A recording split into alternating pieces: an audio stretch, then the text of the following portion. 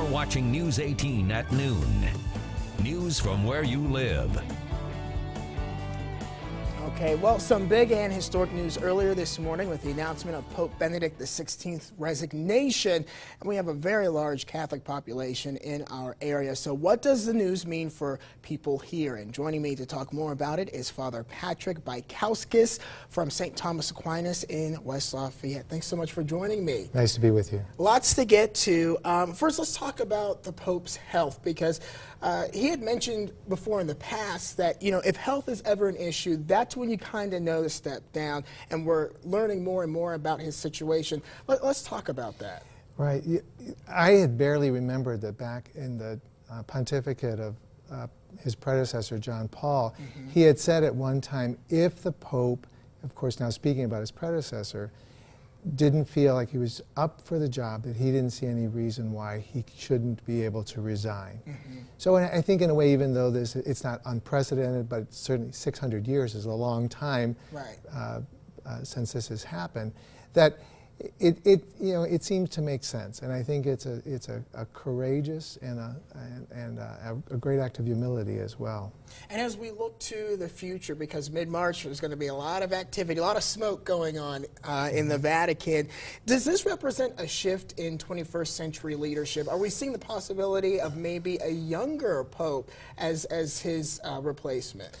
Certainly, the thinking was 8 years ago, or almost 8 years ago, that he was going to be a sort of an interim pope, and that the next pope would be someone younger. And I think he probably served longer than maybe a lot of people expected. His health has been good for the past 8 years, but I think that I think the general consensus is that the next pope will be someone considerably younger and will be able to serve for a lot longer. So is this more of, are we seeing the Catholic Church moving towards a more modern 21st century way of leadership?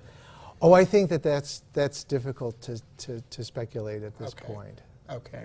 Let's talk about locally, because Bishop Doherty just issued a statement, I'd say probably about a half hour ago, and in it he made two big points. One, saying that the resignation will affect the diocese on some symbolic levels, but not in terms of church governance.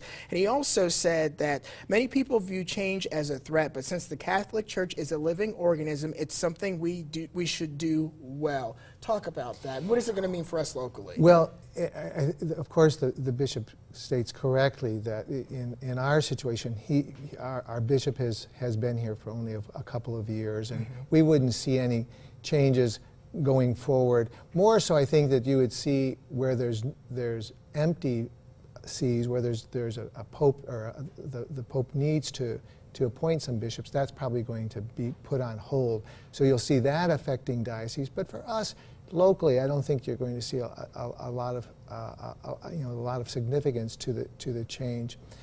But also, I think then the other point was, I'm sorry, that you had asked. Well, just how it's going to affect us locally, because now we're looking at Lent starts Wednesday, and where are we looking as far as time-wise? Why didn't he wait until after Easter?